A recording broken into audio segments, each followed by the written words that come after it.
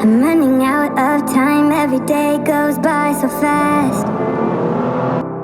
And every moment counts, baby, I don't wanna miss a thing. We can sleep under the stars, we can sleep under the stars, or hang out in hotel bars, driving somewhere in your car. We can sleep under the stars, we can sleep under the stars, under the stars.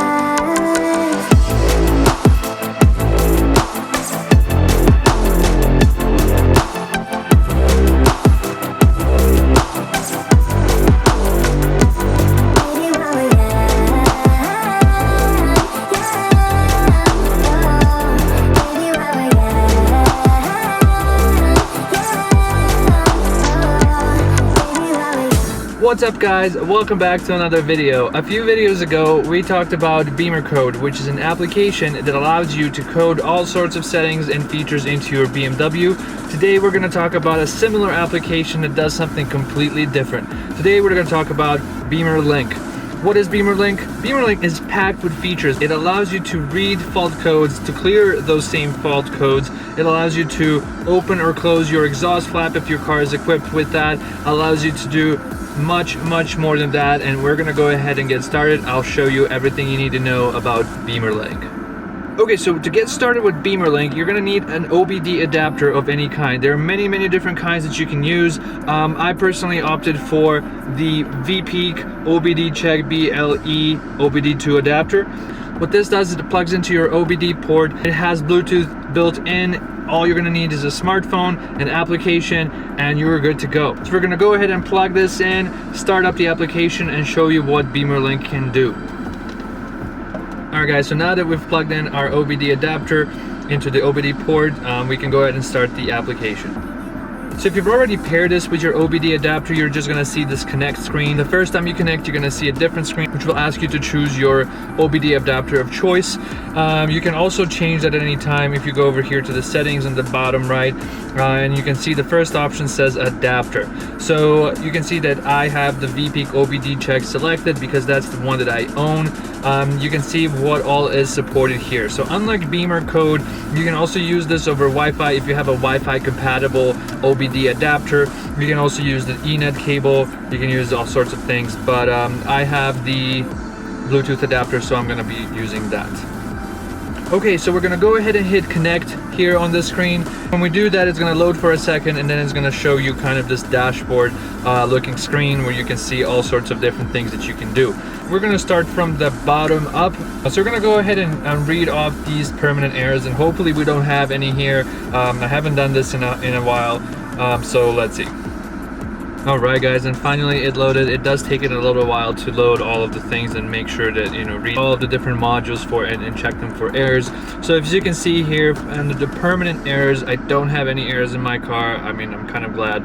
I wouldn't want to see anything crazy here, so yeah, we're gonna go ahead and move on to the info memory and kind of show you what kind of errors that may contain. Actually, these may not even be errors. These are just kind of information level logging of sorts that will tell you kind of what's going on. More information related than it is reporting of errors. Guys, so as you can see here, the info memory has finished reading all of the errors, and it does look like I do have some different little errors here. I'm not sure what a lot of these mean. SG not in the SBT target cable, flex rate protocol startup time is too high. I don't know, none of this necessarily seems too crazy. I'm gonna be very dismissive of this. Outside temperature sensor, group error, electrical implausibility. I'm not even sure how long ago these were reported. Let me see if I can generate this report. Maybe it will tell me kind of times. No, it doesn't tell you that. So as you can see, you don't really have a way to tell when a certain error happened. You're just gonna get a list, right? So what I want to try to do here is just clear all of these errors and see if all of them are able to clear, and then we'll see if any of them are new, and we'll go from there.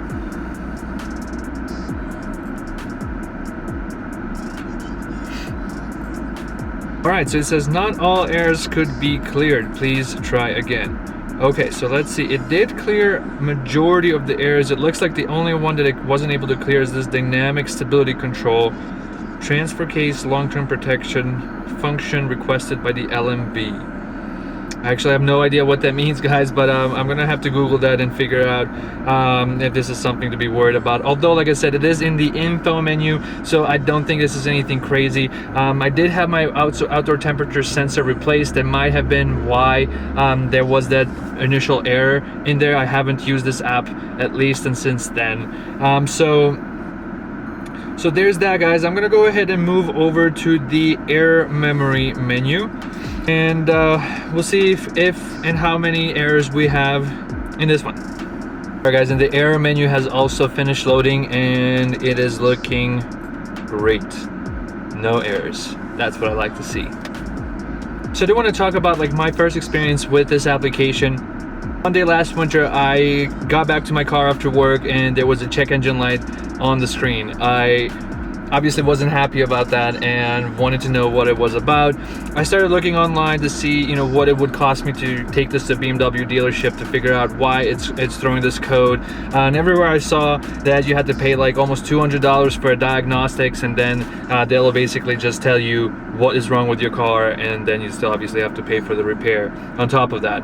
So, you know, driving my car at the time, everything felt normal. It didn't feel like anything was wrong with the engine necessarily. And I did notice one thing that I had going on is that it said that the temperature outside was negative 40 Fahrenheit. So that was a giveaway that something was definitely off. And then having the check engine light, I started looking everywhere to see what I could do and how I can figure out what's going on. So I found BeamerLink and decided to give it a shot. You do have to purchase the application, but it's a one-time purchase, and once you buy it, it is yours, as long as you stay on the same platform. So if you have an iOS, you can't then switch it to Android just like that. You would have to buy it again. But if you have an iOS and then go to a different phone, it's also an iOS, you keep the app obviously, and the same goes for Android. It's not per car type of a license, so once you purchase it, it is yours. You can use it on as many cars as you have, which I also found to be really cool, because for one small price you can have,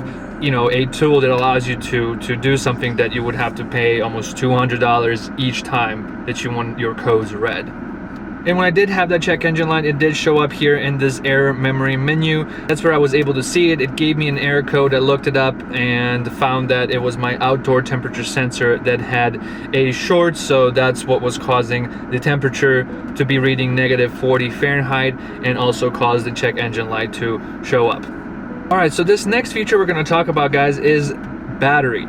So if you click on battery here, it's going to load for a short moment, and it's going to basically tell you some of the basic information about your battery. So it says, you know, battery capacity is 91 amps. I have 85% battery state of charge. So obviously that's not a fully charged battery, so I would definitely want to soon think about replacing it.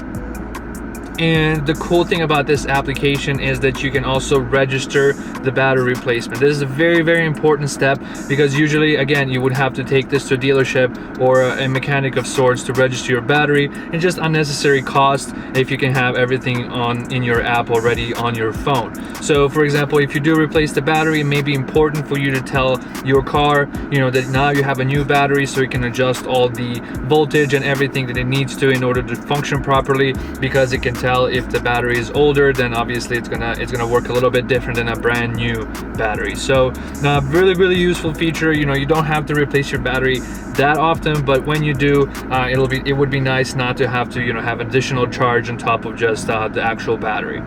All right, this next function, guys, is ASD. ASD stands for Active Sound Design. To me, it says it's on currently. I personally, I've never heard the difference, so I'm not really sure if I could tell you how exactly it works. I'm not even sure that my car is equipped with Active Sound Design, although having this option makes me believe potentially it is. I'm not sure. I would have to see someone's application who I know doesn't have Active Sound Design and see if this still shows up in BeamerLink. I'm going on.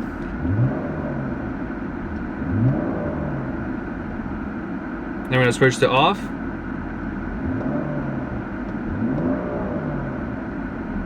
I don't know. I really can't tell. Okay. Well, we'll leave it off for now. It was on, so I guess I'll notice it when I drive if I notice something different. And yeah. Okay, so the next option we have here is the exhaust flap. I really like this option. I'm not sure if every single model of BMW has this, but I know that my 3 Series and my current 4 Series both have this. So on the exhaust, on one side, a little actuator that controls the flap that opens and closes the valve. So depending on if you, for example, if you put it in sport mode, it's going to go ahead and open that up, as well as when you're in high RPM, it's always going to open that up for better airflow. But like when you put it in comfort, it's always going to keep that closed. So what you can do here is you can hit exhaust flap, and then you can just toggle that on or off, or leave it on auto. By default, it's on auto so that your car can decide on what to do, but you do have the option to just keep it open or keep it closed. I'm going to show you kind of what that sounds like so you can see for yourself that whether there's a difference or not. And mind you, I'm on stock exhaust. I don't have any modifications done that would improve the sound, so everything you hear here would be if it were stock. Someday we'll have an exhaust and then we'll be able to tell even better, but for now this is what we'll have to do.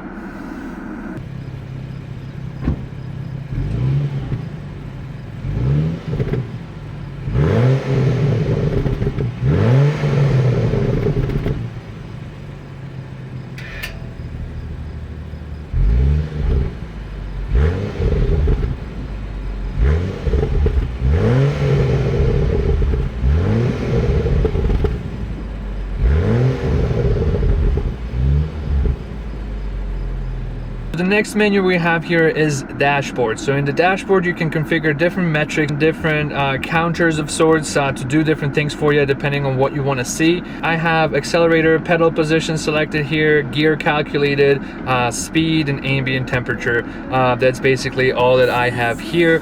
Now, what does that do? So for example, accelerator pedal, I'm going to show you as I rev up the car, you're going to see the percentage here is going to change. So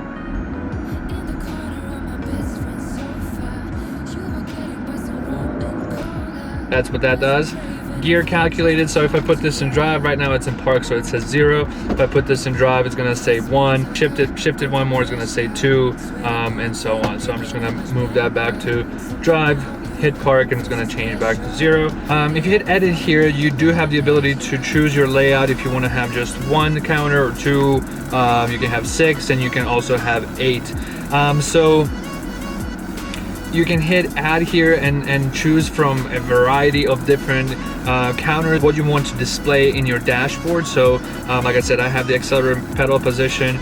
There's different things for the air mass sensor. There's ambient pressure, ambient temperature is what we already have in there, battery load, battery voltage, and so on. You can I'm going to scroll this here so that you can see what all is there. It just kind of depending on what you're doing with your car and why you would want, to watch something happening, you can choose different things here. Alright, so then when you're done using BeamerLink application, all you got to do is just hit disconnect here, confirm disconnect, and you're done.